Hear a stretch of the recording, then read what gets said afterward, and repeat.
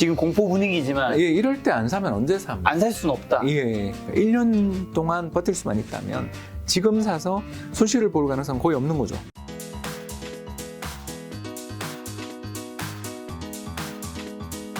와, 올해 한 역대급으로 힘든 해 같아요. 한 네 번째쯤으로 힘든 해 같습니다. 아, 올해 왜 네 번째일까? 일단 첫 번째랑 첫 번째는 외환위기죠, 뭐. 외환위기.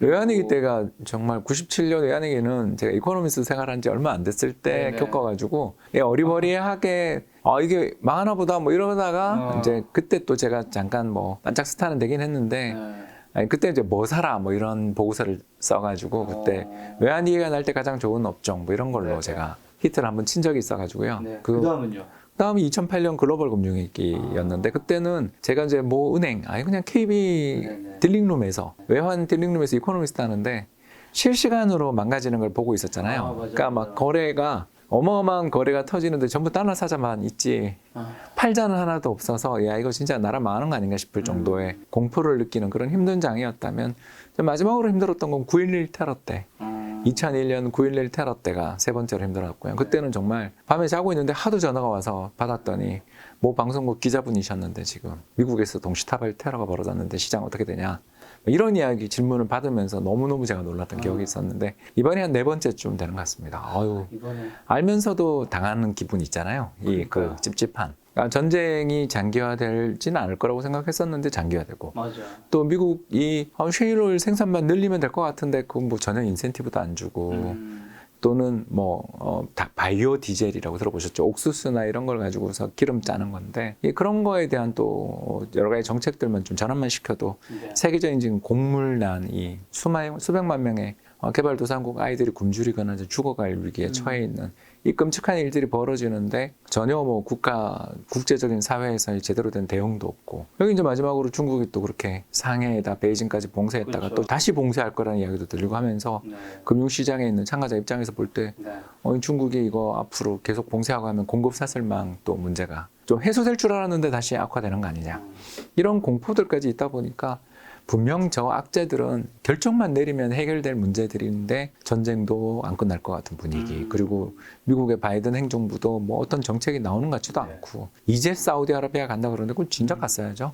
이런 것들도 안 되는 거에다가 중국은 정말 10월까지 계속 봉쇄하나 싶은 공포 이렇게 다 알지만 저거 그냥 행동만 하고 결단만 내리면 될 문제들이 여러 있는데 하나도 안 하는 걸 보며 정말 이게 답답한 기분이 있지 않습니까? 그 이전에 있었던 세 번의 위기는 막막함이었다면 이번 위기는 되게 답답한 위기라고 볼 수 있겠습니다. 이 답답한 위기 속에 사실 이번 주랑 이제 지난주에 이제 증시가 굉장히 안 좋았던 게 미국의 5월 소비자 물가지수 상승률이 전년 동월 대비 8.6% 기록.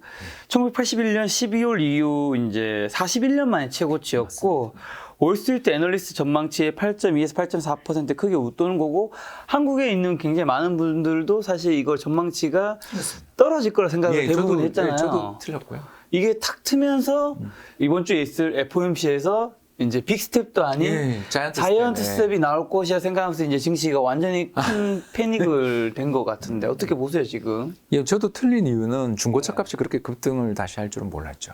꺾였다는 얘기 좀 많았잖아요. 그랬었는데 다시 급등하고 여기에다가 항공요금이 4월 달에 18% 올랐는데 5월에 16% 올랐어요. 그러니까 한 달에. 그러니까 전 5월 대비 상승률이 18%, 16%가 나왔어요. 그러니까 이만큼 시장의 참가자들 입장에서 볼 때 이게 말이 되나 싶은 숫자들이 찍히니까 좀 어떻게 보면 저도 그렇고 좀 많은 분들이 혼란스러운 걸 넘어서서 멘붕해 버리는 거죠.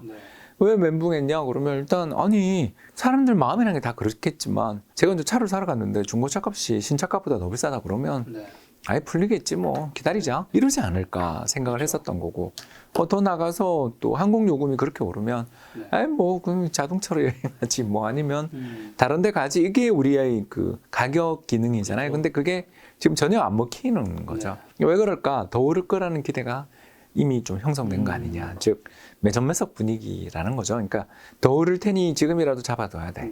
이런 거에다가 추가적으로 플러스 알파가 뭐 우리 다 알지만 중국이 전 세계적으로 아무튼 자동차 부품이든 공급 사슬망에서 제일 중요한 역할을 하는 중국이 또 봉쇄할 수도 있다라는 공포 속에 야, 이 가격의 이 급등세는 안 꺾인다. 이런 기대들이 형성된 거라면 사실 이게 오래 갈 수 있잖아요. 지금 인플레이션이 안 잡힐 수도 안 잡힐 수도 있다라는 그런 있겠죠, 걱정, 예, 지금. 그렇습니다.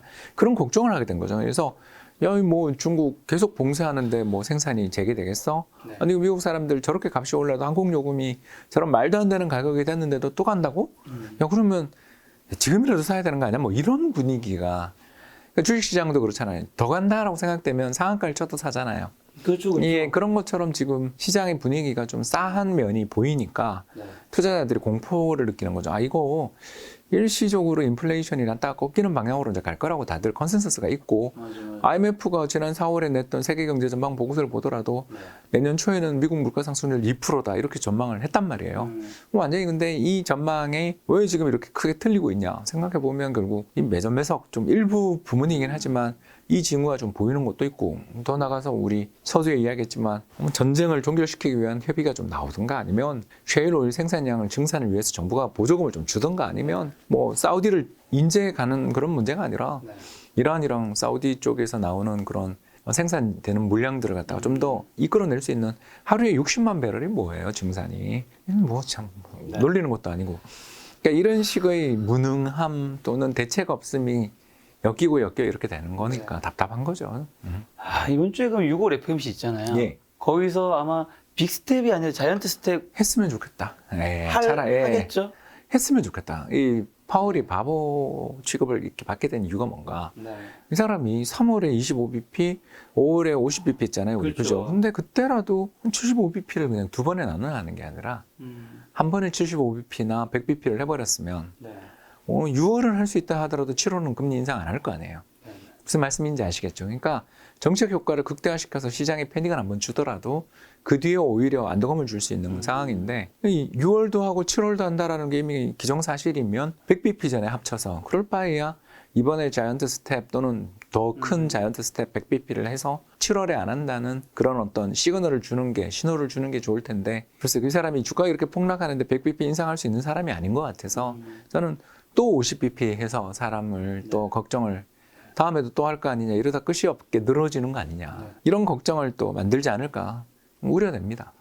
지금 오늘 날짜 기준으로 코스피가 지금 장중에 마이너스 1.31%로 2,500이 붕괴가 돼서 2,470에 이제 아마 올해 최저점인 네, 저점입니다. 것 같은데, 그리고 코스닥도 2.32% 809고, 그 다음에 미국의 다우가 어저께 이제 2.79% 마이너스, S&P 500이 3.88%, 나스닥이 4.68%. 예, 그렇습니다. 거의 지금 5% 빠졌습니다. 사실 이게 코스피가 2,700부터였나요? 많은 좀 전문가분들이 이제부터 사실 주가가 옛날보다 3,300보다 많이 싸졌으니까 이제 조금씩 이제 담아된다는 이야기들이 조금씩 나오기 시작했는데, 네. 이제 2,500쯤 오니까 이제 어떻게 보면 그때보다 또 싸진 건 맞지만 네, 200 많은 분들이 이제 현금 여력이 좀 많이 줄어들기도 했고, 그 다음에 그때부터 계속 살아있는데 계속 붕괴되고 있으니까 이거 어떻게 해야 되지, 이렇게 많은 분들이 생각하실 것 같아요. 네, 맞습니다. 근데 어떻게 될까요, 박사님? 예, 뭐 이게 와야 사실 바닥이 오더라고요. 너무 어려운 것 같아요, 지금 진짜. 그래서 고점에서 지금 한 800포인트 빠진 거잖아요. 진짜 많이 빠졌는데 그렇게 생각하니까. 그래서 800포인트가 이제 뭐 장중 기준으로 하면 이제 900포인트도 될 수 있는 여건이 됐는데, 그렇죠. 예, 여기서 못 살 거면 뭐 주식은 하면 안 되는 거죠. 제가 참 지금 공포 분위기지만 이럴 때 안 사면 언제 삽니까? 안 살 수는 없다. 예. 여기서 더 떨어질 수도 있지만. 예, 저는 더 떨어질 수 있다고 보는 쪽이고요. 네. 왜 그러냐면 시장이 이게 안타깝게도 2, 3, 4월에 다시 신용이 늘었어요. 신용융자 느는 거 이게 되게 걱정이다. 네. 그 말씀을 지난번 방송에도 한번 했던 것 같은데, 사실 우리 김 작가 TV에 제가 하도 자주 나오기 때문에 언제 했는지는 기억 안 나요. 저도 잘게요. 한 달에 한 번씩 예, 나오니까요. 뭐 늦게 나와도 네. 두 달에 한 번씩 꼭 예, 나오셔서. 그게 다시 1월에 반등 매매가 나면서 레버리지 청산이 이루어져서 반등이 나왔는데, 그 반등 과정에 새로운 돈이 들어오거나 적극적인 어떤 베팅이 들어와서 올라온 게 아니라 네. 안타깝게도 신용융자가 다시 늘면서 저가 매수에 들어왔던 돈들이 네. 지금 또 이번에 이렇게 패닉에 빠지면서 청산당하는 분위기가 나올 때는, 안타깝게도 이 청산당할 때는 1, 200포인트는 쉽습니다. 왜 그러냐면 이게 뭐 아침에 그냥 시장가로 반대매매 나가버리는 그걸 알면 또 살 때 어떤 사람들이 반대매매 나오는 거 보고 사고 싶거든요. 그래서 더 밑을 대지 적극적인 사자세가 잘 안 나와요. 그렇죠. 예, 그게 이 문제고요. 미국도 그렇습니다. 미국도 네. 2021년 초에 전년 동기 대비해서 한 거의 3천억 불, 우리 돈으로 300조 이상에 달하는 레버리지가 생겼다가 지금 그게 4월 말, 5월 말 데이터로 보니까 네. 다 청산되고 있더라고요. 네. 그래서 미국도 그렇고 우리도 그렇고 둘 다 지금 레버리지 청산, 돈 빌려 투자하셨던 분들이 반대 매매 당하는 중이기 때문에 네. 이런 식의 반대 매매가 발생하는 시장에서는 일단 저점을 언제다라고 설명하기는 정말 어려운 거죠. 네. 그렇다면 이제 우리가 지켜볼 수 있는 건 두 가지밖에 없더라라는 건데요. 두 가지밖에 없는 게 이게 뭐 어쩔 수가 없더라고요. 시장의 바닥은 네. 첫 번째 쌀 때 나옵니다. 어떤 거냐면 PBR 기준 0.9에서 0.8이 돼야 나옵니다. 네. 그럼 지금 얼마냐면 0.97 정도, 955 정도 사이로 보입니다. 그러면 100포인트가 5%잖아요. 이제 2000대가 돼버렸으니까. 그러면 2000 지금 400인데 한 2200 정도 되면 이게 PBR 0.9배도 깨지는 거죠. 이게 뭐냐면 우리가 금융위기 레벨이라고 저희들이 부르는 예, 그러니까 왜 제가 이 말씀 드리냐면 이게 바닥이라는 뜻은 아니고요. 여기서 1년 버티면 안 오른 적 없다라는 레벨입니다. 이게 지금이 바닥이다라고 홍 박사가 이야기했어가 아니고요. 0.9배 깨지고 사서 그 1년 뒤에 주식에서 수익이 안 난 적이 없어요. 왜 그러냐면 우리나라 기업들은 그건 지난 역사에서 확실한 거죠. 그렇죠. 왜 그러냐면 우리나라 기업들이 1년 동안 꾸준히 이익이 나는 나라잖아요. 특히 환율이 지금 1,300원인데 네. 환율 1,300원 레벨에서 수출 기업들 바보 아닌 다음에 이익이 나거든요. 네. 그러니까 바보라는 게 이제 두 가지 의미를 지고 있는 게 하나는 외화 부채 많으면 힘들겠죠. 달러로 빚을 많이 졌다. 너무 힘들 거 아니에요. 그건 안 될 거고 또 하나가 뭐냐면 환율이 올랐는데도 불구하고 제품 가격을 유지를 못하고 깎이는 기업들은 어쩔 수 없죠. 그거는 정말 수익이 더 나빠지겠죠. 근데 뭐 우리나라를 대표하고 있는 그런 기업들이 환율이 얼마 전에 1,100원 밑에 있었던 게 작년 이맘때 1,100원 밑에 있었던 게 지금 1,300원인데 여기서 올해는 이익이 안 날 수 있어요. 왜냐하면 환율 변동성이 너무 크니까.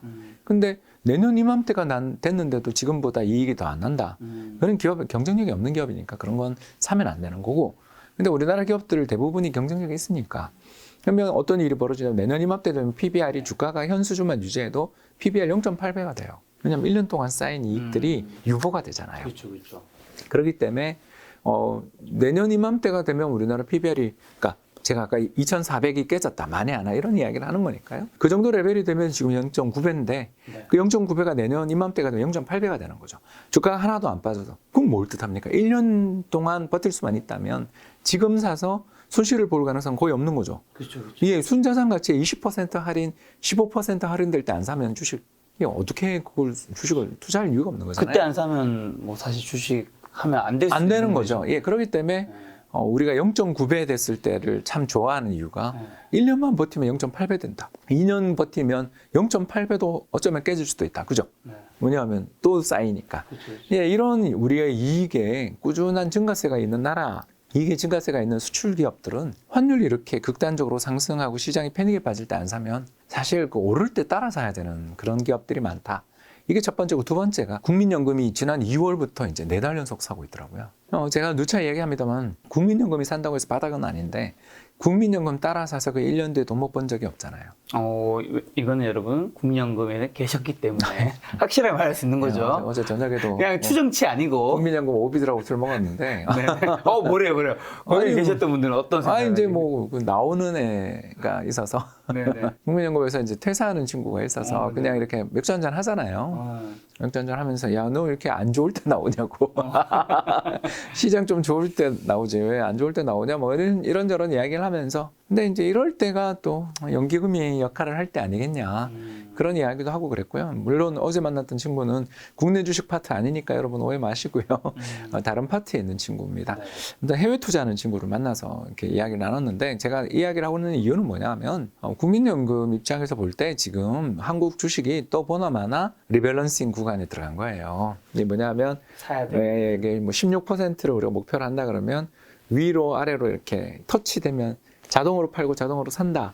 작년에 제가 방송에서 했죠. 그렇죠, 그렇죠. 예, 그래서 작년에는 국민연금이 30조씩 팔았던 이유는 한국 주식이 오버슈팅 하니까 이 국민연금의 목표 그 지수 기준이 17%라고 하면 가정이에요. 17%인데 이게 20%, 21%까지 갔었어요. 그럼 팔면 1%를 팔면 이게 얼마냐 하면 10조거든요. 국민연금이 1,000조니까. 그래서 그때 작년에 계속 주가가 2,300까지 올라가니까 계속 팔아서 30조 이상 팔았잖아요. 그 돈을 챙겨서 국민연금이 뭐였냐면 작년에 달러 투자를 한 거예요. 그래서 해외 달러 자산을 엄청 사놨는데 올해 환율이 1,300원 되니까 거기는 이제 또 반대로 오버슈팅. 반대로 우리나라 원화 자산은 아주 그냥 지금 죄송합니다. 쓰레기 취급을 받고 있잖아요. 뭐 채권이든 주식이든 다 빠졌으니까. 이제 그래서 달러 팔고 한국에 들어오고 있는 중이거든요. 들어오고 있는데 물론 지금은 채권 좀 사는 것 같아요.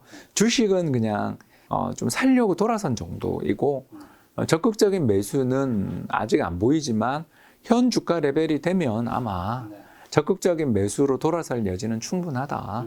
그렇게 보여집니다. 그러니까 뭐 지금 한국 주식시장에서 가장 중요한 저가 매수 세력인 국민연금도 돌아서는 것 같고 두 번째 밸류에이션 레벨에서 청산 가치에 지금 10% 디스카운트를 향해서 가고 있고 내년 이맘때까지 현 주가 유지된다고 치면 15% 디스카운트, 20% 디스카운트도 눈앞에 와 있는데 여기서 사서 1년, 2년 기다려서 물린 적 있냐. 역사적으로 그거 한번 보자. 이 말씀을 드리고 싶은 거죠.